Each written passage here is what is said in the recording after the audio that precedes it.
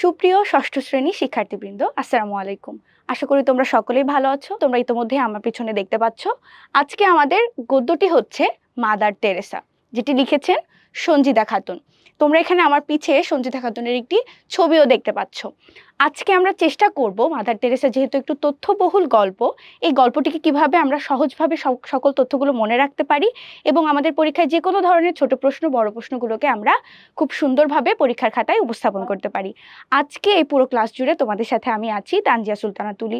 পড়াশোনা করছি ঢাকা বিশ্ববিদ্যালয়ের আইন বিভাগে। তাহলে চলো দেরি না করে আমরা আমাদের মূল পাঠে প্রবেশ করি। শুরুতেই দেখো, আমি তোমাদের জন্য মাদার তেরেসার একটি ছবি এখানে রেখেছি। তোমরা দেখতে পাচ্ছ যে এখানে নীল পাড় সাদা শাড়ির একজন মহিলাকে আমরা দেখতে পাচ্ছি।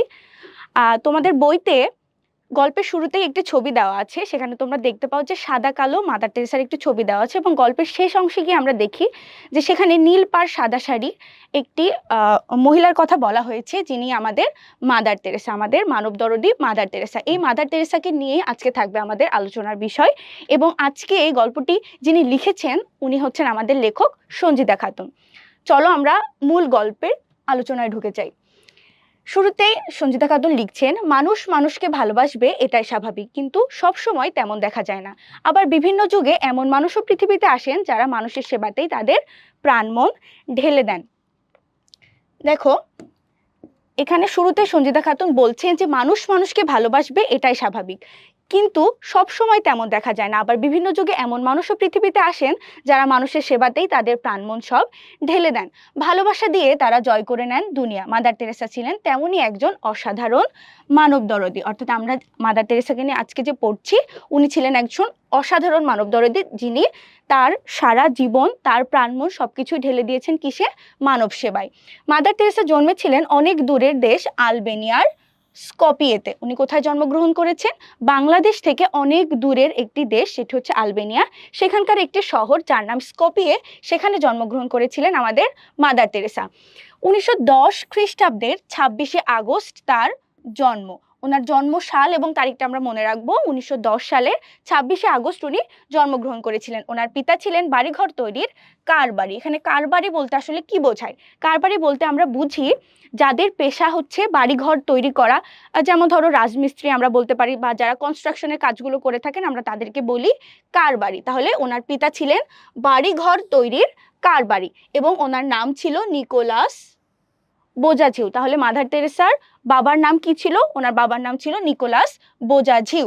যেহেতু নামগুলো একটু সাধারণ বাংলা নামের মতো নয়, তোমরা কয়েকবার করে পড়ে বা খাতায় লিখে এই নামগুলো মনে রাখার চেষ্টা করবো। ওনার বাবার নাম ছিল নিকোলাস বোজাঝিউ এবং মায়ের নাম ছিল দ্রানাফিল বার্নাই। তোমরা এই বানানগুলোকে বারবার খাতায় লিখে প্র্যাকটিস করবে যেন তোমাদের মনে থাকে। ওনার বাবা ছিলেন নিকোলাস বোজাঝিউ এবং মায়ের নাম ছিল দ্রানাফিল বার্নাই। পারিবারিক পদবি অনুসারে কন্যার নাম রাখা হয় অ্যাগনেস গোঞ্জা বোজাঝিউ। তাহলে এখানে কন্যার বলতে আসলে মাদার তেরেসার কথায় বোঝানো হচ্ছে যে ওনার পারিবারিক পদবি অনুসারে ওনার নাম রাখা হয়েছিল অ্যাগনেস গোঞ্জা বোজাঝিউ। দেখো, এই যে বোজাঝিউ শব্দটি, ওনাদের যে নাম বা পদবি যেটি, সেই পদবি অনুসারে কিন্তু ওনার নামটা রাখা হয় অ্যাগনেস গোঞ্জা বোজাঝিউ। তাহলে পরীক্ষার খাতায় যদি আমাদের ওনার প্রকৃত নামটি লেখার প্রয়োজন পড়ে, তাহলে আমরা কি লিখবো? অ্যাগনেস গোঞ্জা বোজাঝিউ। 3 ভাই বোনের মধ্যে অ্যাগনেস ছিলেন ছোট। এই যে অ্যাগনেস বলা হচ্ছে মাদার তেরেসাকে, কারণ এটা ছিল ওনার ডাক নাম। এবং এই যে গোঞ্জা বোজাঝিউ, এই নামটা আসলে ছিল ওনার পারিবারিক পদবি অনুসারে। তাহলে 3 ভাই বোনের মধ্যে ওনার ডাক নাম হচ্ছে অ্যাগনেস, তিনি ছিলেন ছোট। বড় হয়ে সন্ন্যাসব্রত গ্রহণের সময় তার নাম হলো মাদার তেরেসা। তার মানে ওনার নাম কিন্তু শুরুতেই মাদার তেরেসা বা শুধু তেরেসা ছিল না। পরবর্তীতে উনি যখন সন্ন্যাসব্রত গ্রহণ করলেন তখন ওনার নাম রাখা হলো মাদার তেরেসা। তেরেসা যখন খুব ছোট তখন ইউরোপ, এশিয়া ও আফ্রিকা জুড়ে ভয়াবহ যুদ্ধ হয়েছিল। 1914 সাল থেকে 1918 সাল পর্যন্ত চলেছিল এই যুদ্ধ। ইতিহাসে এই যুদ্ধকে বলা হয় প্রথম বিশ্বযুদ্ধ। তাহলে এখানে যে যুদ্ধটির কথা বলা হচ্ছে সেটি হচ্ছে প্রথম বিশ্বযুদ্ধ, যেটি সময়কাল ছিল কত? 1914 থেকে 1918। এবং তেরেসা কিন্তু তখন খুবই ছোট ছিল। ছোট ছিল কেন বলা হচ্ছে? কারণ আমরা দেখি উনি জন্মগ্রহণ করেছেন 1910 খ্রিস্টাব্দে এবং প্রথম বিশ্বযুদ্ধ যখন শুরু হয় তখন সময়কালটা ছিল 1914, অর্থাৎ ওনার বয়স 4 থেকে 5 বছরের মতো ছিল। এই জন্য বলা হচ্ছে তেরেসা যখন খুব ছোট তখন ইউরোপ, এশিয়া এবং আফ্রিকা, এই যে 3টি মহাদেশের নাম আমরা দেখতে পাচ্ছি, ইউরোপ, এশিয়া এবং আফ্রিকা, এই 3টি মহাদেশ জুড়ে, অর্থাৎ এই বিশ্বযুদ্ধের বিস্তার ছিল অনেক। 3টি মহাদেশ জুড়ে, এবং এই ভয়াবহ যুদ্ধটিকে বলা হচ্ছে প্রথম বিশ্বযুদ্ধ। ইতিহাসে এই যুদ্ধের নাম প্রথম বিশ্বযুদ্ধ। বিশ্বযুদ্ধ কেন বলা হচ্ছে? কারণ এটা শুধুমাত্র কোনো দেশ বা একটা অঞ্চলকে ঘিরে এই যুদ্ধটি হয়নি, বরং এই যুদ্ধটি 3টি বড় বড় মহাদেশ জুড়ে হয়েছে এবং এর প্রভাবটা পুরো বিশ্ব জুড়ে আমরা দেখতে পেয়েছি। এজন্য বলা হচ্ছে যে এটাকে প্রথম বিশ্বযুদ্ধ আমরা বলছি। যুদ্ধে অসংখ্য মানুষের মৃত্যু হয়েছিল। এতে তেরেসার কোমল মনে খুব আঘাত লেগেছিল। যেহেতু ওনার বয়স ছিল তখন খুবই কম এবং উনি ছিলেন ছোট, তাই ওনার কোমল মনে খুব আঘাত হেনেছিল কে? এই প্রথম বিশ্বযুদ্ধ। এই সময়ে বাবার মৃত্যু পরিবারেও বিপর্যয় ঘটিয়েছিল। অর্থাৎ এই যে বিশ্বযুদ্ধের সময়, ওই সময় ওনার বাবাও মৃত্যুবরণ করেন। এর কারণে ওনাদের পরিবারে একটি বিপর্যয়ও ঘটে। দুঃখ দুর্দশার মধ্যে বড় হচ্ছিলেন তেরেসা। অল্প বয়সে তার ভেতরে ইচ্ছা জাগে মানুষের সেবা করবেন, তাদের কষ্ট লাঘব করবেন। তাহলে ওনার যে মানুষের প্রতি সেবা করার যে আকাঙ্ক্ষাটা, এটি কখন শুরু হয়েছিল? খুব অল্প বয়স, অর্থাৎ ওনার বিশ্বযুদ্ধের সময় যখন ওনার বাবা মারা গেলেন, যখন উনি দুঃখ দুর্দশার মধ্যে বড় হতে শুরু করলেন, তখনই উনি সিদ্ধান্ত নিলেন যে আমি বড় হয়ে মানুষের সেবার কাজ করব এবং তাদের কষ্ট লাঘব করব। এরপর চলো দেখি, তেরেসার বয়স যখন 18, তখন তিনি লরেটো সিস্টার্স নামে একটি খ্রিস্টান মিশনারি দলে যোগদান করেন। ওনার বয়স যখন 18 বয়স, অর্থাৎ উনি যখন শৈশব থেকে কৈশোরে পদার্পণ করেছেন, তখন তিনি লরেটো সিস্টার্স নামে খ্রিস্টান মিশনারি একটি দলে যোগদান করেন। মিশনারি বলতে আমরা বুঝি যে যারা ধর্ম প্রচার করেন বা মানুষের সেবায় তৈরি যে প্রতিষ্ঠান, সেই প্রতিষ্ঠানগুলোতে যারা কাজ করেন তাদেরকে আমরা বলি মিশনারি। তাহলে লরেটো সিস্টার্স ছিল এমনই একটি খ্রিস্টান মিশনারিদের দল, যে দলে উনি 18 বছর বয়সে যোগদান করেন। ব্রিটিশ শাসনাধীন ভারতে এরা কাজ করতেন। এই যে খ্রিস্টান মিশনারি লরেটো সিস্টার্স, এরা কোথায় কাজ করতেন? ব্রিটিশ শাসনাধীন ভারতে। ব্রিটিশ শাসনাধীন বলা হচ্ছে কারণ 1947 পূর্ববর্তী যে সময়টা, তখন কিন্তু ভারতীয় উপমহাদেশ ব্রিটিশদের নিয়ন্ত্রণে ছিল। এই জন্য বলা হচ্ছে ব্রিটিশ শাসনাধীন ভারতে এরা কাজ করতেন। দার্জিলিংয়ে লরেটো সিস্টারদের আশ্রমে তিনি 3 বছর একটি নান হওয়ার প্রশিক্ষণ গ্রহণ করেন। উনি কোথায় প্রশিক্ষণ গ্রহণ করেছিলেন? দার্জিলিংয়ে লরেটো সিস্টার্স যেখানে, সেখানকার যে আশ্রম ছিল, সেখানে উনি কত বছর? 3 বছর তিনি নান হওয়ার প্রশিক্ষণ গ্রহণ করেছিলেন। নান বলতে আমরা কি বুঝি? নান বলতে আমরা বুঝি সন্ন্যাস ব্রত গ্রহণ করেছেন এমন কিছু খ্রিস্টান যে মহিলা থাকে, তাদেরকে আমরা কি নামে চিনি? তাদেরকে আমরা নান নামে চিনি। সেখানে তিনি 3 বছর নান হওয়ার প্রশিক্ষণ গ্রহণ করেন। বাঙালিদের মধ্যে কাজ করার জন্য বাংলা ভাষাও তিনি রপ্ত করেছিলেন।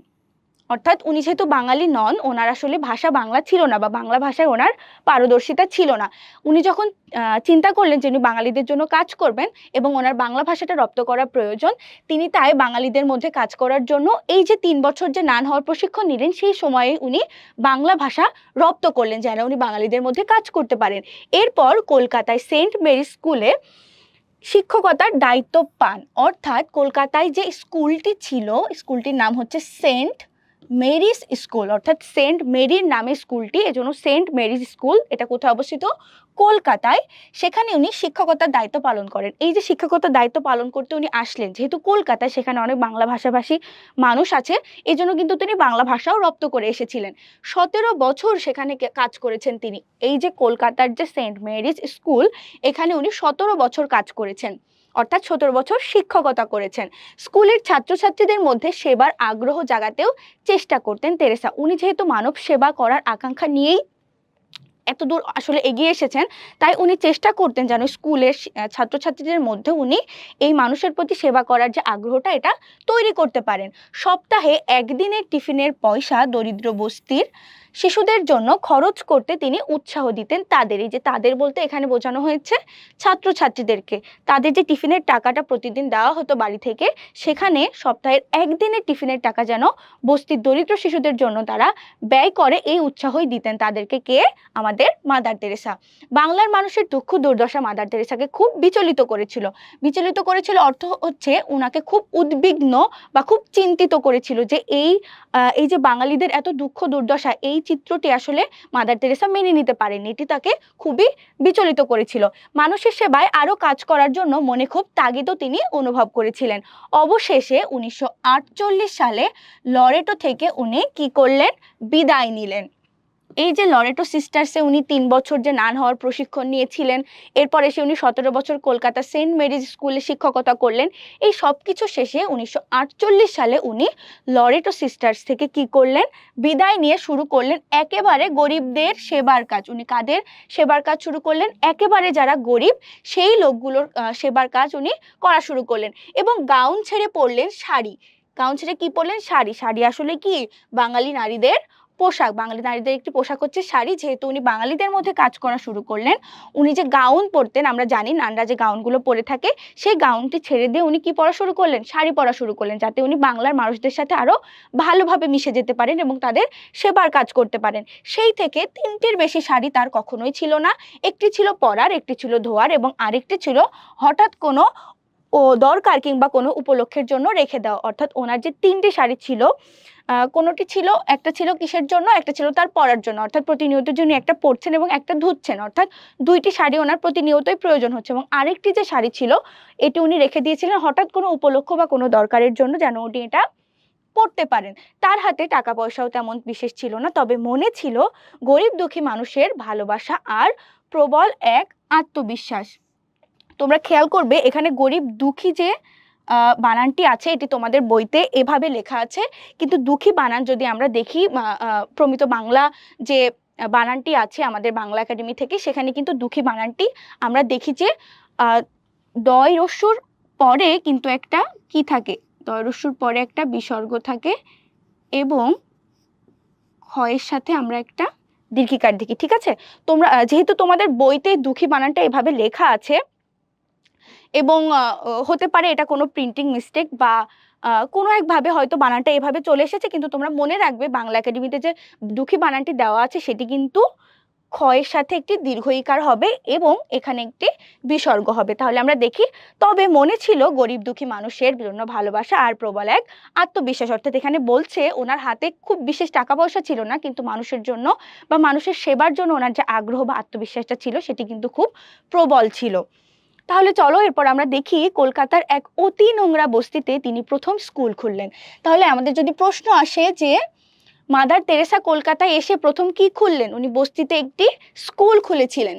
বেঞ্চ টেবিল কিছু নেই, মাটিতে দাগ কেটে শিশুদের শেখাতে লাগলেন বর্ণমালা। দেখো ওনার মানুষের সেবা করার বা মানুষের উন্নয়ন করার বা উন্নতি করার যে আকাঙ্ক্ষাটা, এটা থেকেই কিন্তু আমরা দেখতে পাই যে স্কুলে সেখানে কোনো বেঞ্চ টেবিল কিছুই ছিল না। এরপরও উনি কিভাবে বাচ্চাদেরকে বর্ণমালা শেখানো শুরু করলেন?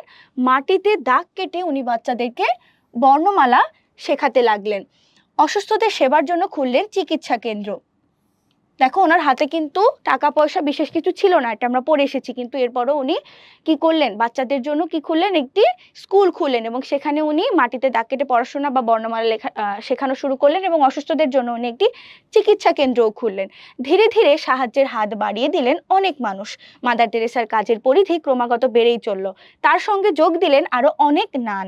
এই যে উনি যে খ্রিস্টান মিশনারিতে যে নানগুলোর কথা আমরা একটু আগে পড়লাম, ওনার এই সেবাকর্মের সাথে অনেক নানও কি করলেন? যোগদান করলেন, যাতে ওনার এই উন্নয়নমূলক কাজগুলো আরো ভালোভাবে করা সম্ভব হয়। তাদের নিয়ে তিনি গড়ে তুললেন মানব সেবার সংঘ, মিশনারিজ অফ চ্যারিটি। তাহলে আমাদের যদি প্রশ্ন আসে যে মিশনারিজ অফ চ্যারিটি কি, আমরা বলবো এটি একটি মানব সেবার সংঘ। এবং এভাবেও যদি প্রশ্ন আসে যে মাদার তেরেসা যে মানব সেবা সংঘটি গড়ে তুলেছিলেন সেটার নাম কি ছিল, সেটার নাম আমরা বলবো মিশনারিজ অফ চ্যারিটি। এই বানানগুলো তোমরা বারবার খাতায় লিখে প্র্যাকটিস করবে, যেন পরীক্ষায় লিখলে বানানগুলো ভুল না হয়। সবচেয়ে যারা গরিব, সবচেয়ে করুণ যাদের জীবন, তাদের সেবা করার ব্রত ছিল মাদার তেরেসা। তাহলে মাদার তেরেসার কাদের সেবা করার ব্রত ছিল? সবচেয়ে করুণ যাদের জীবন বা সবচেয়ে যারা গরিব, সবচেয়ে করুণ যাদের জীবন এবং আরেকটা কারা? সবচেয়ে যারা গরিব, এই মানুষগুলোর সেবার ব্রতই ছিল আমাদের মাদার তেরেসার। মৃত্যুমুখী অসহায় মানুষের সেবার জন্য তিনি ১৯৫২ সালে কলকাতার কালীঘাটে নির্মল হৃদয় নামে একটি ভবন প্রতিষ্ঠা করেন। কি নামে? নির্মল হৃদয় নামে একটি ভবন প্রতিষ্ঠা করেছিলেন। কাদের জন্য? মৃত্যুমুখী অসহায় মানুষদের জন্য। মৃত্যুমুখী বলতে বোঝানো হচ্ছে যে যারা মৃতপ্রায় মানুষ, অর্থাৎ তাদের মর অবস্থা এমন বা যে মানুষগুলো আসলে মুমূর্ষু, তাদের জন্য তিনি যে ভবনটি প্রতিষ্ঠা করেছিলেন সেটির নাম ছিল কি? নির্মল হৃদয়। এবং স্থানটি আমাদের মনে রাখতে হবে, উনি যেহেতু তখন কলকাতায় কর্মরত ছিলেন, কলকাতার কালীঘাটে উনি নির্মল হৃদয় নামে এই ভবনটি প্রতিষ্ঠা করেন। এবং কত সালে? দেখো তো, ১৯৫২ সালে। এরপরে আমরা দেখি যে কলকাতার ফুটপাতে সহায় সম্বলহীন বহু মানুষের বাস, অসুখে ধুকে ধুকে তাদের অনেকেরই প্রায় মৃত্যুদশা। মরণাপন্ন এইসব মানুষকে বুকে তুলে নেন মাদার তেরেসা, নির্মল হৃদয়ে এনে মমতাময়ী মা কিংবা বোনের মতো তাদের সেবা যত্ন করেন। রাস্তা থেকে তুলে আনা অনাথ শিশুদের আশ্রয় দিতে তিনি প্রতিষ্ঠা করেন শিশু ভবন। এই যে দেখো, ওনার অনেকগুলো ভবন বা প্রতিষ্ঠানের কথা কিন্তু আমরা এখানে পড়ছি, এবং আমাদের মনে রাখতে হবে যে উনি কোন ভবনটি বা কোন প্রতিষ্ঠানটি ঠিক কাদের জন্য প্রতিষ্ঠিত করেছিলেন, এটি আমাদের মনে রাখতে হবে। দেখো, উনি প্রথম যে ভবনটি প্রতিষ্ঠা করলেন কাদের জন্য, ওটা করলেন মৃত্যুমুখী অসহায় মানুষ যারা, অর্থাৎ এখানে কিন্তু স্পেসিফিক্যালি শিশুদের কথা বলা হচ্ছে না, বলা হচ্ছে মৃত্যুমুখী যারা অসহায় মানুষ ছিল তাদের জন্য উনি নির্মল হৃদয় গড়লেন 1952 সালে কলকাতার কালীঘাটে। এবং এরপরে উনি শুধুমাত্র শিশুদের জন্য, অর্থাৎ কলকাতার যে ফুটপাতে যে মৃত্যু দশাগ্রস্ত যে এই যে সহায় সম্বলহীন বহু মানুষের বাস ছিল, সেখানে যে শিশুগুলো ছিল, এই যে অনাথ শিশুরা ছিল, সেই অনাথ শিশুদের আশ্রয় দিতে তিনি প্রতিষ্ঠা করলেন একটি শিশু ভবন। তাহলে এখানে আমরা ওনার 2 নাম্বার যে প্রতিষ্ঠানটা সেটার নাম দেখলাম যে সেটি ছিল আসলে শিশু ভবন, সেটা ছিল অনাথ শিশুদের জন্য ওনার প্রতিষ্ঠান। শারীরিক ও মানসিক প্রতিবন্ধী শিশুদের জন্য স্থাপন করেন নবজীবন আবাস। দেখো, এখানে আমরা শিশুদের জন্য ওনার আরেকটি প্রতিষ্ঠানের নাম দেখতে পাই, সেটি হচ্ছে নবজীবন আবাস। একটি দেখি শিশু ভবন, যেটি আসলে অনাথ শিশুদের জন্য, এরপর আমরা দেখি নবজীবন আবাস, সেটি কাদের জন্য, শারীরিক ও মানসিক প্রতিবন্ধী শিশুদের জন্য। দেখো, তোমরা খুব সহজে যদি মনে রাখতে চাও, আমাদেরকে মনে রাখতে হবে যে উনি প্রতিবন্ধী, শারীরিক বা মানসিকভাবে প্রতিবন্ধী যে শিশুগুলো ছিল তাদের জন্য কি করেছিলেন, নবজীবন আবাস, এবং অনাথ শিশুদের জন্য যেটি করেছিলেন সেটি ছিল শিশু ভবন। এইভাবে যদি আমরা স্পেসিফিক্যালি মনে রাখি যে কোন ভবনটি উনি কাদের জন্য তৈরি করেছিলেন, তাহলে কিন্তু আমরা খুব সহজে এগুলো মনেও রাখতে পারবো এবং উত্তরও করতে পারবো। মাদার তেরেসার আরেকটি বড় কাজ হচ্ছে কুষ্ঠরোগীদের আবাসন। কুষ্ঠরোগী বলতে আসলে বোঝায় যে মানুষগুলোর আসলে শরীরের চামড়ার আর কি, বা এই যে ত্বক যেটা, সেটির বিভিন্ন জায়গা যখন সাদা বা কালচে হয়ে যায় সেটাকে আসলে বলা হয় কুষ্ঠরোগ, এবং এই রোগে আক্রান্ত লোকগুলোকে আমরা বলি কুষ্ঠরোগী। এবং ওনার আরেকটি খুব বড় কাজ ছিল এটি যে উনি কুষ্ঠরোগীদের একটি আবাসন অর্থাৎ বসবাসের জায়গা গড়ে তোলেন, সেটির নাম ছিল কি, প্রেম নিবাস। অর্থাৎ উনি আরেকটি ভবন যে প্রতিষ্ঠা করলেন সেটার নাম হচ্ছে প্রেম নিবাস। আমরা শুরুতে নির্মল হৃদয় দেখেছি, এরপর শিশু ভবন দেখেছি, এরপর নবজীবন আবাস দেখেছি, এবং এরপর আমরা দেখছি কি, প্রেম নিবাস। প্রেম নিবাস কাদের জন্য, কুষ্ঠরোগীদের জন্য উনি নির্মাণ করলেন কি, প্রেম নিবাস। এটি ছিল কোথায়, ভারতের টিটাগড়ে। প্রথম যে প্রতিষ্ঠানটা উনি, প্রথম যে এই যে প্রেম নিবাসের যে কেন্দ্রটি উনি গড়ে তুললেন, এটি কোথায়, ভারতের টিটাগড়ে, অর্থাৎ ভারতের টিটাগড় নামক যে স্থানটি আছে সেখানে ওনার প্রথম এই কেন্দ্রটি উনি প্রতিষ্ঠা করেছিলেন। প্রেম নিবাসের প্রথম যে কেন্দ্রটি সেটি উনি প্রতিষ্ঠা করলেন কোথায়, ভারতের টিটাগড়ে। পরে এর আরো অনেক শাখা গড়ে তোলা হয়। কুষ্ঠরোগীদের শরীরে দুর্গন্ধময় দগদগে ঘা হয় বলে সমাজের অনেকে রোগীকে পরিত্যাগ করে।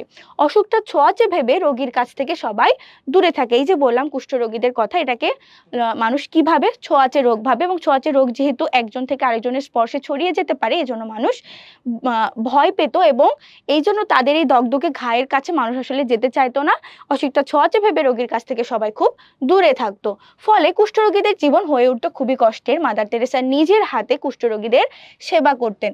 যদি বলে যে কোন রোগীদের মাদার তেরেসা নিজের হাতে সেবা করেছেন, আমরা কি বলবো, কুষ্ঠরোগীদের উনি নিজের হাতে সেবা করেছেন।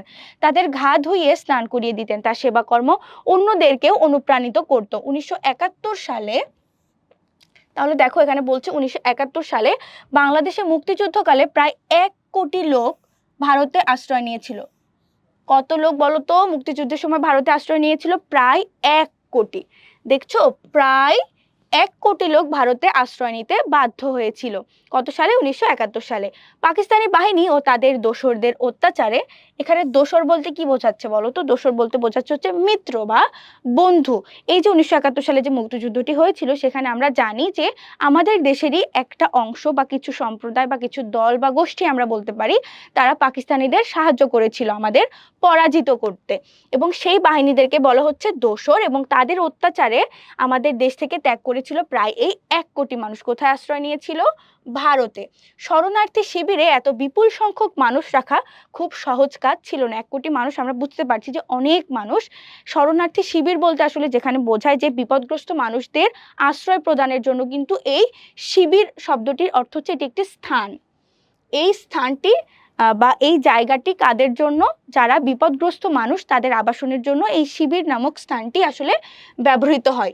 এখন বলছে শরণার্থী শিবিরে এত বিপুল সংখ্যক মানুষ রাখা খুব সহজ না, যেহেতু এই স্থানটি খুব স্বল্প পরিসরে করা হয়, অর্থাৎ এখানে খুব কম মানুষের আবাসন কিন্তু দেওয়া সম্ভব। এত বেশি সংখ্যক লোকের কিন্তু আবাসন দেওয়া সেখানে খুব কঠিন একটা বিষয়, সেটি এখানে বলছে। সেই সময়ে শিবিরের দুর্গত মানুষের সেবার কাজ করেছেন কে? আমাদের মাদার তেরেসা। স্বাধীনতার পর 1972 সালে তিনি প্রথম ঢাকায় আসেন। তোমাদের যদি প্রশ্ন আসে যে মাদার তেরেসা প্রথম কবে ঢাকায় এসেছিলেন, সেটি আমরা কখন বলবো?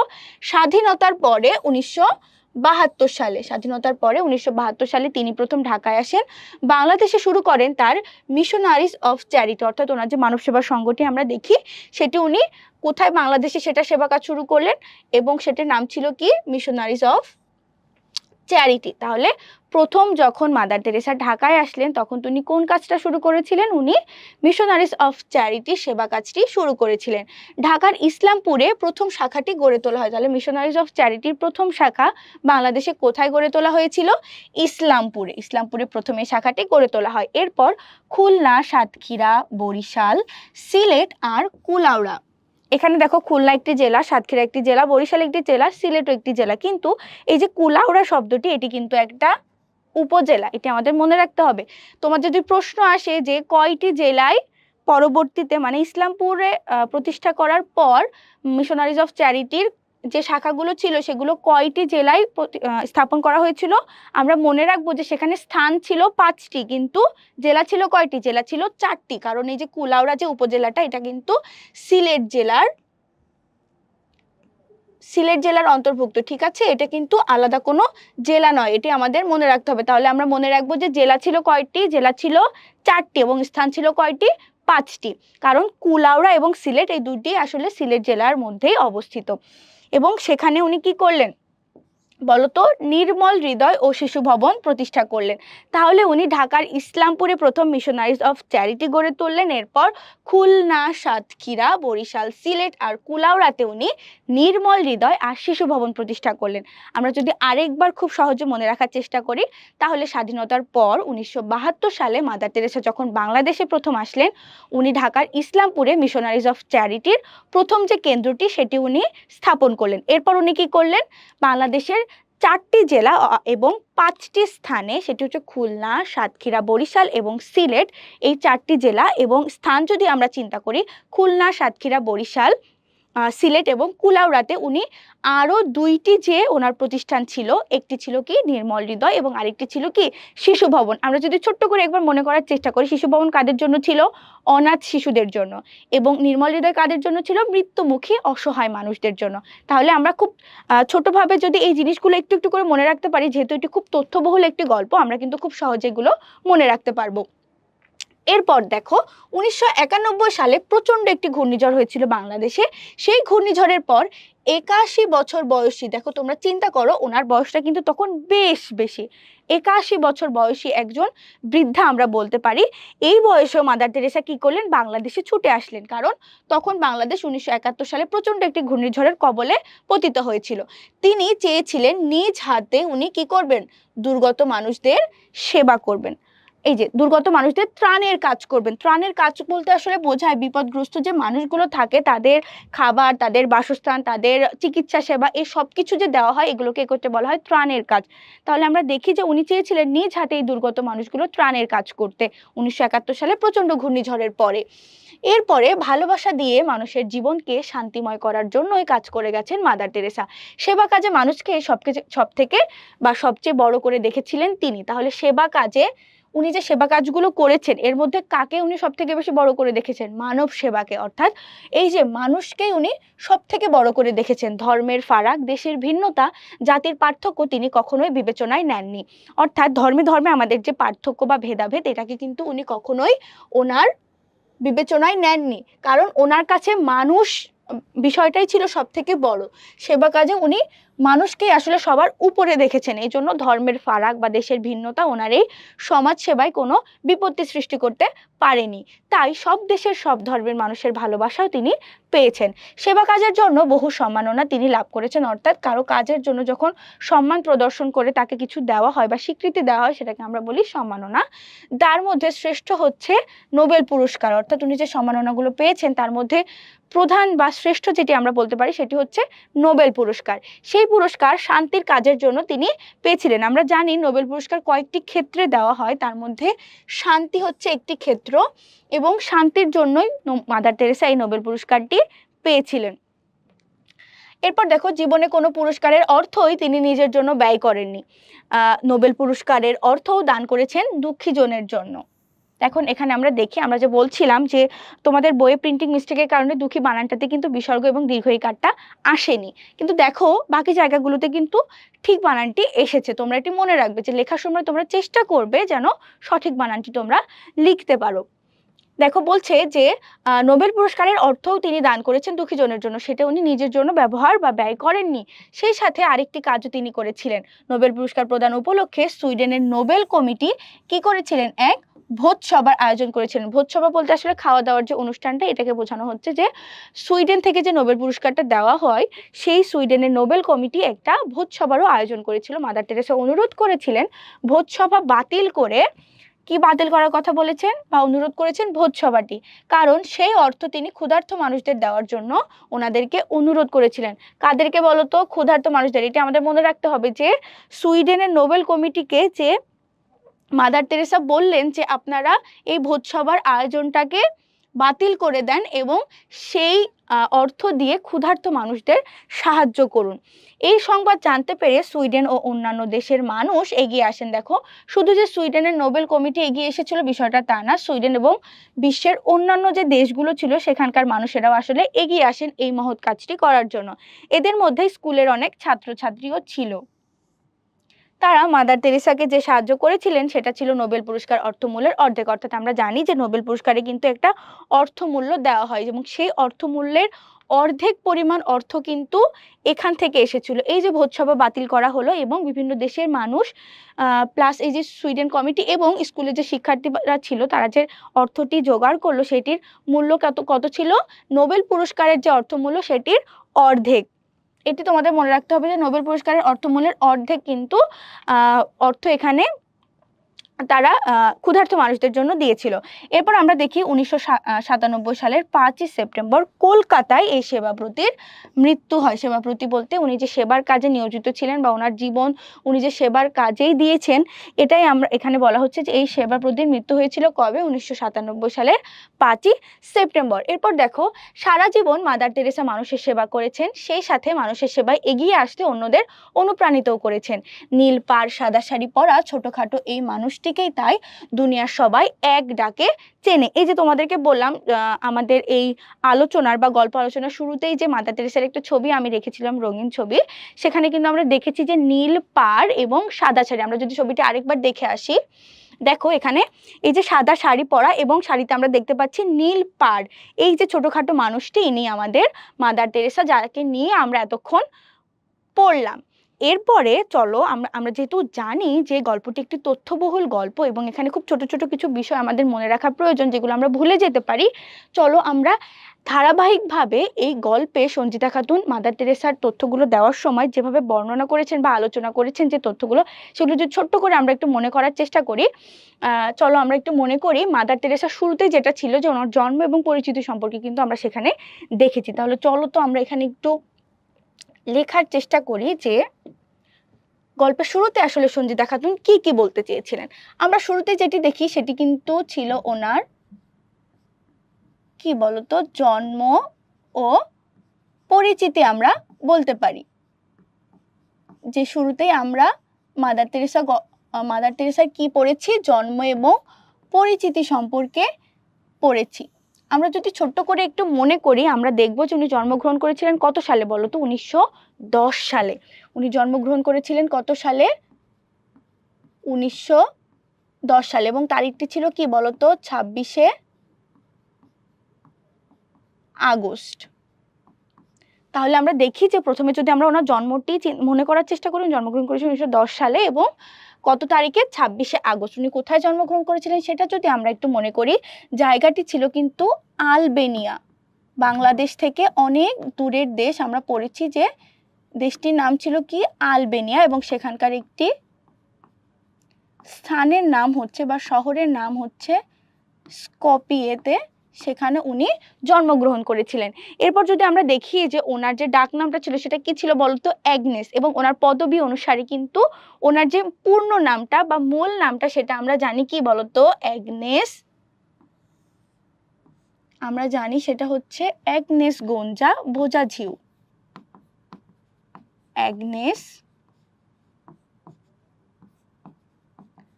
গঞ্জা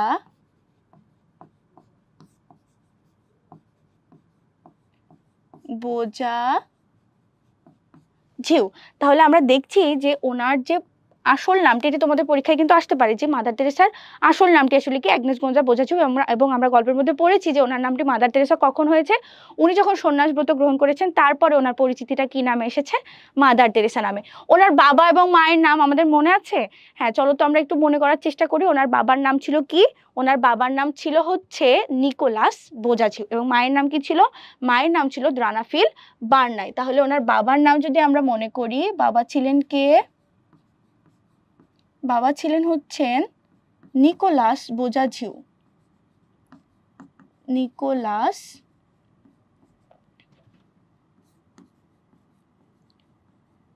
নিকোলাস বোজাঝিউ, ঠিক আছে? বোজাঝিউ, নিকোলাস বোজাঝিউ। এই যে বোজাঝিউটা, এই অনুসারে কিন্তু ওনার নাম হয়েছিল কি? অ্যাগনেস গঞ্জা বোজাঝিউ। এটা ওনার পারিবারিক পদবী। এবং আমরা যদি ওনার মায়ের নামটি মনে করার চেষ্টা করি, ওনার মায়ের নাম কি ছিল বলতো? দ্রানাফিল বার্নাই। ওনার মায়ের নাম ছিল কি? দ্রানাফিল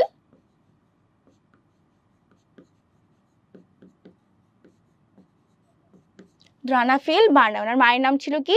দ্রানাফিল বার্নাই। এবং আমরা দেখি যে প্রথমেই কিন্তু ওই ওই যে আমাদের প্রথম বিশ্বযুদ্ধ, সেটির আলোচনা কিন্তু এখানে এসেছিল, যে ওনার বয়স যখন খুবই কম, অর্থাৎ ওনার বয়স তখন 4 থেকে 5 বছরের মতো, অর্থাৎ 1914 থেকে, দেখো আমরা যদি ওই তথ্যটি মনে করি যে 1914 থেকে 18 সাল, এখানে কিছু হয়েছিল বলতো? প্রথম বিশ্বযুদ্ধ হয়েছিল ইউরোপ, এশিয়া এবং আফ্রিকার মধ্যে। আমরা জানি যে তখন কি হয়েছিল? প্রথম বিশ্বযুদ্ধ। প্রথম বিশ্বযুদ্ধ হয়েছিল কোন কোন মহাদেশের মধ্যে? ইউরোপ, এশিয়া এবং আফ্রিকা।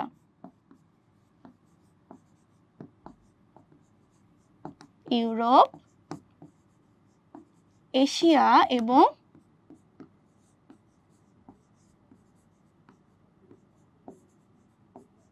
আফ্রিকা। ইউরোপ, এশিয়া এবং আফ্রিকা, এই 3টি মহাদেশের মধ্যে আমরা দেখি যে প্রথম বিশ্বযুদ্ধটি সংঘটিত হয়েছিল। তখন ওনার বয়স কেমন ছিল? যেহেতু উনি জন্মগ্রহণ করেছিলেন 10-এর দিকে, তাহলে এই যে 14 থেকে 18, তোমার যদি প্রশ্ন আসে যে প্রথম বিশ্বযুদ্ধের সময় মাদার তেরেসার বয়স কেমন ছিল, তোমরা এভাবে উত্তর করবে যে ওনার বয়স ছিল 4 থেকে 5 বছরের মতো, ঠিক আছে?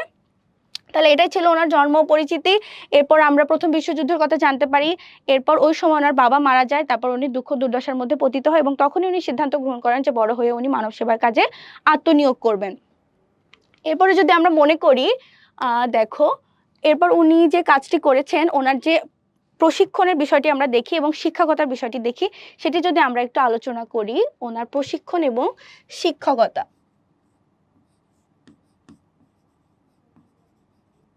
প্রশিক্ষণ ও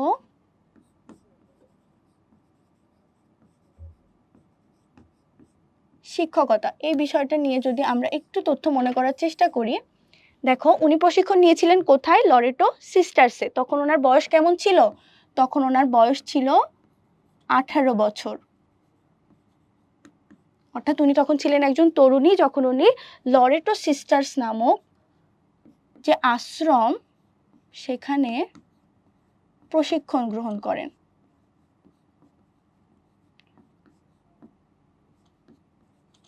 লরেটো সিস্টার্স কি ছিল? লরেটো সিস্টার্স ছিল একটি খ্রিস্টান মিশনারি দল। সেখানে উনি যোগদান করলেন 18 বছর, এবং লরেটো সিস্টার্স যে আশ্রমটি ছিল সেখানে উনি কি করেছিলেন? 3 বছরের একটি প্রশিক্ষণ গ্রহণ করেছিলেন। কত বছরের প্রশিক্ষণ? 3 বছর উনি কিসের প্রশিক্ষণ করেছিলেন বলো তো? নান হওয়ার প্রশিক্ষণ করেছিলেন। এই যে 3 বছরের প্রশিক্ষণ নিলেন, এর মাঝামাঝি কিন্তু উনি বাংলা ভাষাও রপ্ত করেছিলেন, কারণ পরবর্তীতে উনি বাঙালিদের মধ্যে কাজ করেছেন। এরপরে আমরা দেখি যে উনি কলকাতায় সেন্ট মেরিস যে স্কুলটি ছিল সেখানে উনি 17 বছর কিন্তু শিক্ষকতা করেছেন। তাহলে কলকাতার কোন স্কুল? সেন্ট মেরির নামে যে স্কুলটি ছিল, এই যেখানে একটি কমা আছে তোমরা দেখবে, কারণ হচ্ছে এই সেন্ট মেরির নামে স্কুলটি ছিল। তাহলে কলকাতার এই সেন্ট মেরিজ স্কুলে ইনি শিক্ষকতা করেছেন, তাই তো? উনি যে সেন্ট মেরিজ স্কুলে শিক্ষকতা করলেন সেখানে উনি কত বছর শিক্ষকতা করেছেন? সেখানে উনি শিক্ষকতা করেছেন হচ্ছে কত বছর? 17 বছর।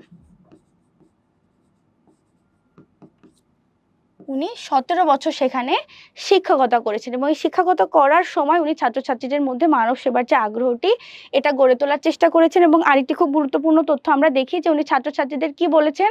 সপ্তাহের একদিনের টিফিনের টাকা বস্তির দরিদ্র শিশুদের মধ্যে দেওয়ার জন্য, যাতে তারা সুন্দরভাবে বাঁচতে পারে বা তাদের জীবনযাপন করতে পারে।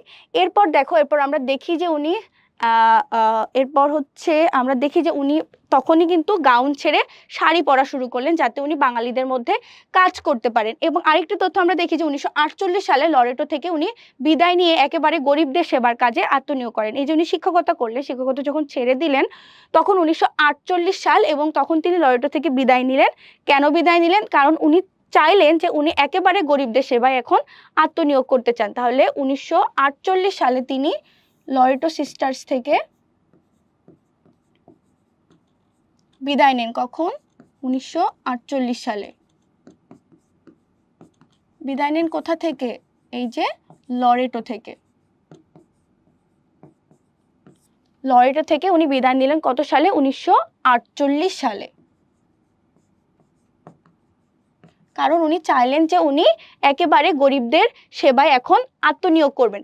এরপরে যদি আমরা দেখি যে গল্পে সঞ্জিতা খাতুন মাদার তেরেসার মানব সেবার আরেকটি বিষয় যেটি তুলে ধরেছেন সেটি হচ্ছে উনি যে প্রতিষ্ঠানগুলো প্রতিষ্ঠা করেছিলেন মানুষের সেবার জন্য, সেটা যদি আমরা এক পলকে একটু দেখে আসি। দেখো, শুরুতে আমরা যেটা দেখি যে উনি প্রথমে স্কুল খুলেছিলেন, তারপর চিকিৎসা কেন্দ্র খুলেছিলেন। এরপরে আমরা দেখি যে কলকাতার কালীঘাটে 1952 সালে উনি প্রথম যেটি নির্মল হৃদয় ভবনটি প্রতিষ্ঠা করলেন সেটি ছিল কত সালে? 1952 সালে। এবং এর আগে একটা মানব সেবার সংঘ উনি গঠন করেছিলেন নানদের সাথে, সেটি ছিল কি? Missionaries of charity. তাহলে যদি প্রথম বলে যে তো মাদার তেরেসা প্রথম কোনটি প্রতিষ্ঠা করেছিলেন, তাহলে আমরা বলবো কি? মানব সেবার সংঘ, মিশনারিজ অফ চ্যারিটি। এবং এরপর মৃত্যুমুখী অসহায় মানুষদের জন্য উনি যেটি গড়ে তুললেন সেটি হচ্ছে নির্মল হৃদয়। এরপর উনি যে প্রতিষ্ঠানটি গড়ে তুললেন সেটি ছিল কাদের জন্য? শিশুদের ছিল, সেটির নাম ছিল শিশু ভবন। এর পরেরটিও ছিল শিশুদের জন্য, সেটি ছিল নবজীবন আবাস।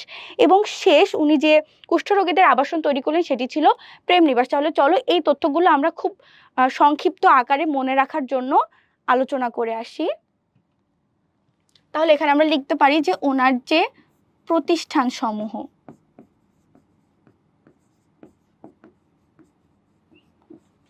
যে প্রতিষ্ঠান সমূহ উনি প্রতিষ্ঠা করেছেন সেগুলো আমরা একটু দেখে আসি।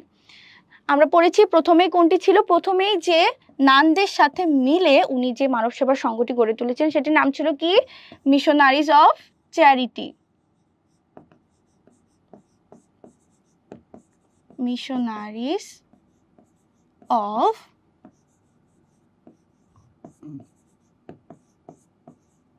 চ্যারিটি। মিশনারিজ অফ চ্যারিটি এটি ছিল কি? মানব সেবার সংঘ। এটা আমাদের মনে রাখতে হবে যে মিশনারিজ অফ চ্যারিটি কি? এটি একটি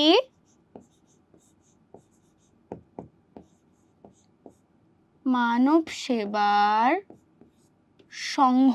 তাহলে মিশনারিজ অফ চ্যারিটি কি? একটি মানব সেবার সংঘ। মানব সেবার সংঘ হবে এটা।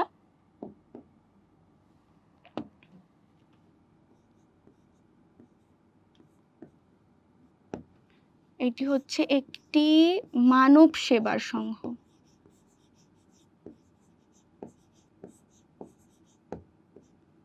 মানব সেবার সংঘ। তাহলে মিশনারিজ অফ চ্যারিটি কি? মানব সেবার সংঘ। এরপর উনি যে প্রতিষ্ঠানটি প্রতিষ্ঠা করেছিলেন সেটির নাম কি ছিল? সেটির নাম ছিল কি বলতো? সেটির নাম ছিল নির্মল হৃদয়। নির্মল হৃদয় কাদের জন্য প্রতিষ্ঠা করেছিলেন? মৃত্যুমুখী অসহায় মানুষদের জন্য। তাহলে ওনার পরবর্তী যে ভবনটি উনি প্রতিষ্ঠা করেছিলেন সেটি ছিল কি? নির্মল হৃদয়। এটি কিন্তু একই সাথে তোমাদের যদি অপশনে এমন থাকে যে এটি মাদার তেরেসার তৈরি একটি প্রতিষ্ঠান, অবশ্যই এটি একটি প্রতিষ্ঠান এবং এটি কিন্তু একটি ভবন। বইতে আমাদের গল্পে কিন্তু লেখা আছে যে নির্মল হৃদয় নামক একটি ভবন উনি প্রতিষ্ঠা করেছিলেন। এরপর উনি আরেকটি ভবন প্রতিষ্ঠা করেছিলেন কাদের জন্য বলতো? এটি ছিল শিশুদের জন্য। এটি ছিল মৃত্যুমুখী অসহায় মানুষদের জন্য এবং এটি ছিল কাদের জন্য? শিশুদের জন্য। শিশুদের জন্য উনি কোন প্রতিষ্ঠানটি গড়ে তুলেছিলেন? শিশু ভবন। তোমরা কি মনে করতে পারো শিশু ভবন কাদের জন্য গঠন করেছিলেন? উনি শিশু ভবন গঠন করেছিলেন হচ্ছে অনাথ যে শিশুরা ছিল, কলকাতার যে অনাথ শিশুরা রাস্তায় থাকতো তাদের জন্য উনি গঠন করেছিলেন শিশু ভবন। এরপর আমরা দেখি শিশুদের জন্য উনি আরেকটি ভবন প্রতিষ্ঠা করেছিলেন। সেটি কি? সেটি ছিল নবজীবন আবাস। এই যে নবজীবন আবাস, এটি উনি কাদের জন্য প্রতিষ্ঠা করেছিলেন? নবজীবন আবাসটি উনি প্রতিষ্ঠা করেছিলেন শারীরিক ও মানসিক প্রতিবন্ধী যে শিশুরা ছিল তাদের জন্য। তাহলে আমরা যদি লিখি যে ওনার আরেকটি যে প্রতিষ্ঠান ছিল সেটি ছিল কি? নবজীবন আবাস। ওটি ছিল কি? নবজীবন আবাস। তারপরে আমরা দেখি ওনার আরেকটি যে প্রতিষ্ঠান ছিল যেটি আসলে শিশুদের জন্য বা মৃত্যুমুখী অসহায় মানুষ নয়, বরং একটি ভিন্ন রোগীদের জন্য আমরা বলতে পারি, সেটি ছিল কি? কুষ্ঠ রোগীদের জন্য। কুষ্ঠ রোগীদের জন্য উনি যে ভবনটি প্রতিষ্ঠা করেছিলেন সেটির নাম আমরা কি দেখি? সেটি ছিল প্রেম নিবাস। সেটি ছিল কি? প্রেম নিবাস। তাহলে মিশনারিজ অফ চ্যারিটি ছিল মানব সেবার সংঘ। আমরা যদি নির্মল হৃদয়ের কথা বলি, নির্মল হৃদয় কাদের জন্য ছিল বলতো? মৃত্যুমুখী অসহায় মানুষদের জন্য। মৃত্যুমুখী যে অসহায় মানুষগুলো ছিল তাদের জন্য। অসহায় মানুষ। আমরা যদি ছোটভাবে এইভাবে লিখে পড়ার চেষ্টা করি তাহলে কিন্তু আমাদের এতগুলো তথ্য মনে রাখতে খুব সহজ হবে যে নির্মল হৃদয় উনি কাদের জন্য প্রতিষ্ঠা করেছিলেন? মৃত্যুমুখী অসহায় মানুষদের জন্য। এরপরে আমরা দেখি শিশু ভবন কাদের জন্য? শিশু ভবন ছিল কাদের জন্য? অনাথ যে শিশুরা ছিল তাদের জন্য।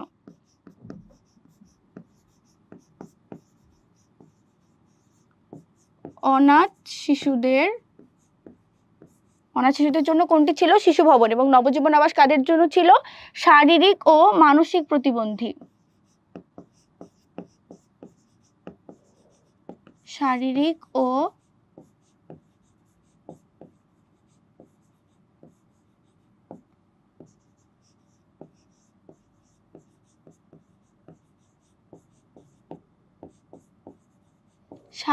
ও মানসিক প্রতিবন্ধী যে শিশুরা ছিল তাদের জন্য গঠন করেছিল কোনটা বলতো? এই যে নবজীবন আবাস। আর এটি ছিল শিশুদের জন্য। নির্মল হৃদয় কাদের জন্য ছিল? মৃত্যুমুখী অসহায় মানুষদের জন্য। প্রেম নিবাস কাদের জন্য ছিল বলতো? প্রেম নিবাস ছিল হচ্ছে সেই সকল কুষ্ঠ রোগীদের জন্য যাদেরকে আসলে সমাজের লোকেরা ত্যাগ করেছিল, যাদের ঘা নিজের হাতে মাদার তেরেসা কি করতেন? ধুয়ে দিতেন। তাহলে এখানে আমরা ওনার জন্ম পরিচিতি, ওনার প্রশিক্ষণ এবং শিক্ষাগত দেখলাম। এরপর ওনার কিছু প্রতিষ্ঠান সমূহ আমরা এখানে আলোচনা করলাম। এরপরে চলো যে বিষয়টি আমরা আলোচনা করতে পারি, সঞ্জিতা খাতুন মাদার তেরেসা সম্পর্কে নিয়ে এসেছেন। আমরা এখানে দেখি যে বাংলাদেশের মানুষের জন্য কিন্তু ওনার খুব বিশেষ ভূমিকা ছিল। কোন কোন সালে? 1971 সালে যখন 1 কোটি মানুষ ভারতে আশ্রয় নিল, সেই শরণার্থী শিবিরে কিন্তু কাজ করেছিলেন কে? আমাদের মাদার তেরেসা। এবং প্রথম উনি ঢাকায় যখন আসেন, এই যে শরণার্থী শিবির যেহেতু ভারতে ছিল, উনি কিন্তু সেখানে এসে 1971 সালে বাংলাদেশের মানুষদের জন্য কাজ করেছেন। এবং এরপর উনি প্রথম বাংলাদেশে আসলেন কখন? স্বাধীনতার পর 1972 সালে উনি প্রথম বাংলাদেশে আসলেন, এই যে ঢাকায় আসেন। এবং ঢাকায় এসে উনি মিশনারিজ অফ চ্যারিটির সেবা কাজ শুরু করেন কোথায়? ঢাকার ইসলামপুরে। এরপর উনি ওনার আরও দুইটি যে প্রতিষ্ঠান, সেটি হচ্ছে নির্মল হৃদয় এবং আরেকটি ছিল শিশু ভবন, এটি প্রতিষ্ঠা করলেন কোথায়? 4টি জেলা এবং 5টি স্থান। এটি তোমাদের বারবার বলছি, এটা তোমরা মনে রাখবে। জেলা ছিল 4টি কিন্তু স্থান ছিল কয়টি? 5টি। সেখানে উনি এই ভবনগুলো প্রতিষ্ঠা করেন। এরপর 1991 সালে ঘূর্ণিঝড়ের যে প্রচণ্ড ঘূর্ণিঝড় বাংলাদেশে হয়েছিল, তখন 81 বছর বয়সী বৃদ্ধা ছিলেন আমাদের মাদার টেরেসা। তিনি তখন বাংলাদেশে ছুটে আসেন কেন? নিজ হাতে দুর্গত মানুষদের সেবা করার জন্য। তাহলে আমরা যদি এখানে বাংলাদেশে ওনার অবদান সম্পর্কে একটু আলোচনা করি, তাহলে আমরা দেখব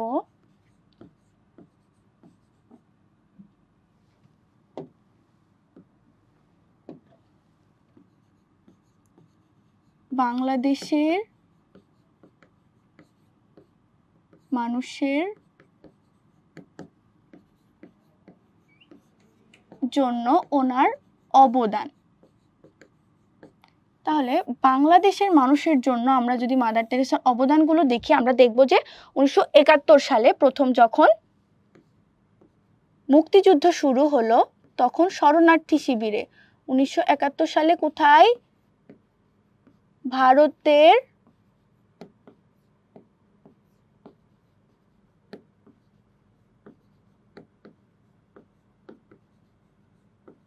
শরণার্থী যে শিবির ছিল সেখানে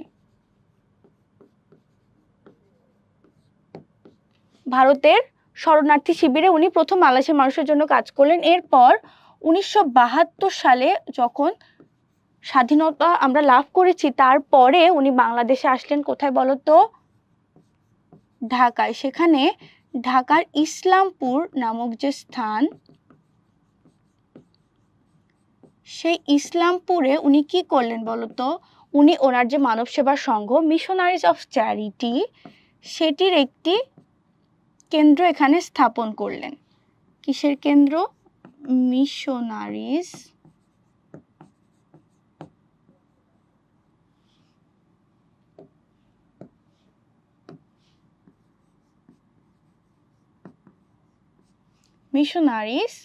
অফ চ্যারিটি। তাহলে যদি বলে যে বাংলাদেশের প্রথম ইসলামপুরে যে প্রতিষ্ঠানটি প্রতিষ্ঠা করা হয়েছিল সেটি ছিল কি? Missionaries of charity. এবং আরও যে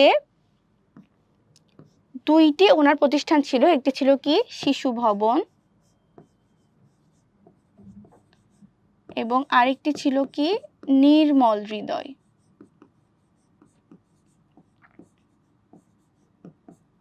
এই যে শিশু ভবন এবং নির্মল হৃদয়, এই দুইটি প্রতিষ্ঠান উনি কোথায় কোথায় করেছিলেন? আমরা মনে রাখবো কয়টি? জেলা ছিল কয়টি?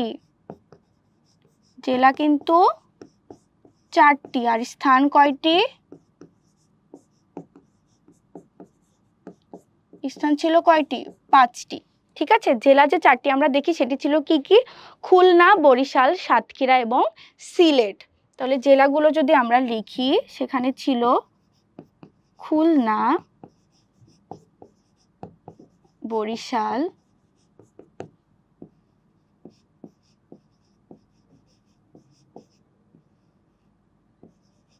সাতক্ষীরা এবং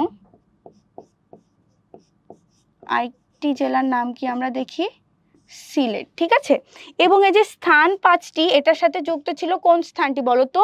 কুলাউড়া, যেটি আসলে সিলেটের মৌলভীবাজার জেলার, এটি আসলে ছিল একটি কি?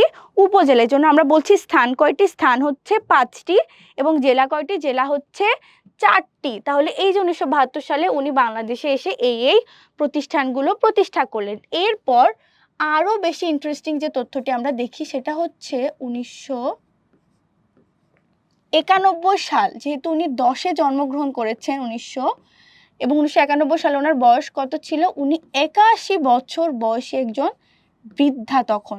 অথচ সেই সময় যে প্রচণ্ড ঘূর্ণিঝড়টি বাংলাদেশে হলো, এটি হয়েছিল বাংলাদেশের দক্ষিণ অঞ্চলের দিকে, অর্থাৎ বরিশাল, বরগুনা, চট্টগ্রাম, এই অঞ্চলগুলোর দিকে কিন্তু এই ঘূর্ণিঝড়টি হয়েছিল। তখন 81 বছর বয়সে উনি কিন্তু বাংলাদেশের মানুষের ত্রাণের কাজ করার জন্য তখন বাংলাদেশে আবার ছুটে আসলেন। তাহলে ওনার এই তথ্যগুলো কিন্তু আমরা এখানে দেখতে পাচ্ছি। এরপর ওনার সম্পর্কে আর যে বিশেষ তথ্যটি দেওয়া হচ্ছে সেটি হচ্ছে ওনার পুরস্কার বা সম্মাননা। আমরা যদি ওনার সম্মাননা এটা নিয়ে একটি আলোচনা করি, আমরা দেখি যে উনি ওনার শ্রেষ্ঠ যে অর্জন বা সম্মাননা সেটি ছিল আসলে কি বলতো, সেটি ছিল হচ্ছে নোবেল পুরস্কার। সেটি ছিল কি?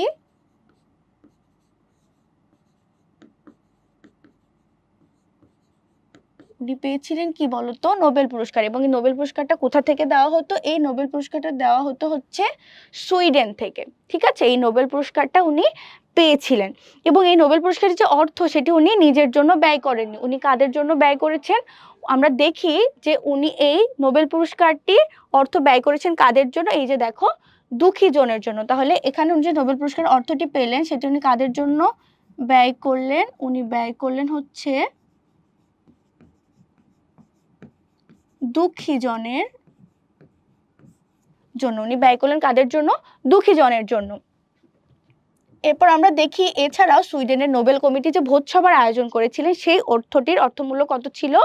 সেটা ছিল এই নোবেল পুরস্কার অর্থমূল্যের অর্ধেক। সেই টাকাটিও উনি কাদের জন্য ব্যয় করতে বলেন? ওটি আমরা দেখি যে উনি বলেছেন যে উনি ক্ষুধার্ত যে মানুষগুলো ছিল সেই ক্ষুধার্ত মানুষের জন্য উনি এই টাকাটি কিন্তু ব্যয় করতে বলেছিলেন। এবং সেখানে অনেক ছাত্রছাত্রী এবং অন্যান্য দেশের মানুষেরও অনেক অবদান ছিল।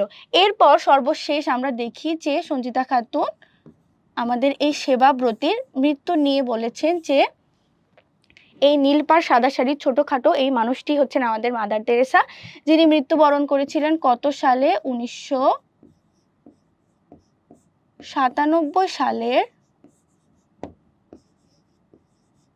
5ই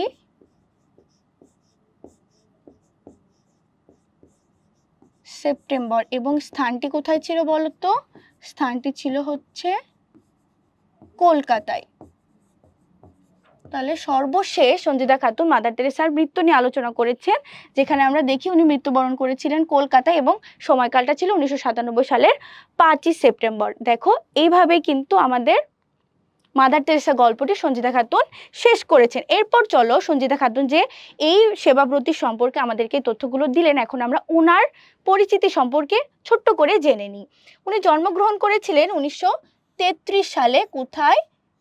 ঢাকায় জন্মগ্রহণ করেছিলেন। কত সালে? 1933 সালে। তোমরা এখানে সঞ্চিতা খাতুনের একটি ছবিও দেখতে পাচ্ছ। এবং উনি জন্মগ্রহণ করেছিলেন 1933 সালে ঢাকায়। ওনার উল্লেখযোগ্য কিছু রচনা যদি আমরা দেখি, ওনার প্রকাশিত কিছু গ্রন্থ আছে, তার মধ্যে উল্লেখযোগ্য হচ্ছে সত্যেন্দ্র কাব্য পরিচয়, রবীন্দ্রসঙ্গীতের ভাবসম্পদ, ধ্বনি থেকে কবিতা এবং অতীত দিনের স্মৃতি। এই যে অতীত দিনের স্মৃতি, এটি কিন্তু তোমাদের পরীক্ষার জন্য খুবই গুরুত্বপূর্ণ। এটি মাঝে মাঝে পরীক্ষাতে আসে যে অতীত দিনের স্মৃতি, এই গ্রন্থটি আসলে কার লেখা? এটি আমরা বলবো কার লেখা? সঞ্চিতা খাতুনের লেখা। এরপর ওনার বিশেষ কিছু অর্জন আমরা দেখি, বাংলা একাডেমি পুরস্কার, পশ্চিমবঙ্গ রাজ্য সরকারের রবীন্দ্র পুরস্কার এবং সংস্কৃতি ক্ষেত্রে অসামান্য অবদানের জন্য তিনি বাংলাদেশ সরকারের 21শে পদকও অর্জন করেছেন। তাহলে এখানে আমরা দুইটি পুরস্কার এবং ওনার একটি পদক সম্পর্কে জানি। দুইটি পুরস্কারের মধ্যে আমরা দেখি বাংলা একাডেমি পুরস্কার, আরেকটি হচ্ছে পশ্চিমবঙ্গ রাজ্য সরকারের রবীন্দ্র পুরস্কার। এবং সংস্কৃতি ক্ষেত্রে অসামান্য অবদানের জন্য তিনি কোনটি অর্জন করেছেন বলতো? 21শে পদকটি। তাহলে এগুলো ছিল ওনার বিশেষ অর্জন। এরপরে আমরা ওনার সম্পর্কে আরো বিশেষ কিছু তথ্য জেনে নিব। ঢাকা বিশ্ববিদ্যালয়ের বাংলা বিভাগের অবসরপ্রাপ্ত প্রফেসর হচ্ছেন এই সঞ্চিতা খাতুন, এবং তিনি প্রধানত একজন প্রবন্ধকার এবং গবেষক। অর্থাৎ ওনার মূল যে কাজ করার ক্ষেত্রটি সেটি হচ্ছে গবেষণা বা প্রবন্ধ লেখার জন্য ওনাকে মূলত আমরা কি বলি? প্রবন্ধকার বা একজন গবেষক হিসেবেই চিনি। উনি কে? ঢাকা বিশ্ববিদ্যালয়ের বাংলা বিভাগের অবসরপ্রাপ্ত একজন প্রফেসর। এরপর আমরা দেখি রবীন্দ্রসঙ্গীত শিল্পী এবং সাংস্কৃতিক আন্দোলনের কর্মী হিসেবেও তার খ্যাতি আছে। অর্থাৎ উনি যে শুধু রবীন্দ্রসঙ্গীতের ভাবসম্পদ এটি গ্রন্থটি রচনা করেছেন এমন নয়, উনি একজন রবীন্দ্রসঙ্গীত শিল্পীও বটে এবং সাংস্কৃতিক আন্দোলনের একজন কর্মীও হচ্ছেন আমাদের সঞ্চিতা খাতুন। এবং আমরা দেখি উনি এখনো জীবিত আছেন। উনি জন্মগ্রহণ করেছিলেন 1933 খ্রিস্টাব্দে, ঢাকায় জন্মগ্রহণ করেছিলেন। এগুলো ছিল সঞ্চিতা খাতুন সম্পর্কে আমাদের কিছু তথ্য। এরপর আমরা মাদার তেরেসা গল্পের যে পাঠ পরিচিতি এটি সংক্ষেপে দেখে নেব। এখানে আমরা পাঠের উদ্দেশ্য, পাঠের মূল কথা এবং এই গল্পটির সার সংক্ষেপ নিয়ে একটু আলোচনা করব। পাঠের উদ্দেশ্য যদি আমরা দেখি, এখানে আমরা দেখব যে নারী ও নারীর কর্মের প্রতি শ্রদ্ধাবোধ জাগিয়ে তোলা এবং গরিব দুঃখী মানুষের সেবার প্রতি আগ্রহী করে তোলা। এখানে যেহেতু মাদার তেরেসার মানব সেবা নিয়ে আমরা আলোচনা করলাম, এই পাঠের মূল উদ্দেশ্য ছিল এটি যে নারী ও নারীর কাজের প্রতি আমাদের শ্রদ্ধাবোধকে আরো জাগিয়ে তুলতে হবে এবং কিভাবে আমরা গরিব দুঃখী মানুষের সেবা করতে পারি। এরপর এই গল্পটির মূল কথা যদি আমরা এক লাইনে বলি, এখানে বলছে যে মানব সেবায় মাদার তেরেসার অবদানের বিষয়টি এখানে আলোচনা করা হয়েছে। তাহলে যদি তোমাদের পরীক্ষায় প্রশ্ন আসে যে মাদার তেরেসা গল্পের মূল কথাটি আসলে কি, আমরা বলবো যে মানব সেবায় মাদার তেরেসার যে অসামান্য অবদান, এই বিষয়টি আসলে এই গল্পের মূল কথা। এরপর আমরা সারসংক্ষেপটি দেখব। মাদার তেরেসা একজন অসাধারণ মানবসেবী।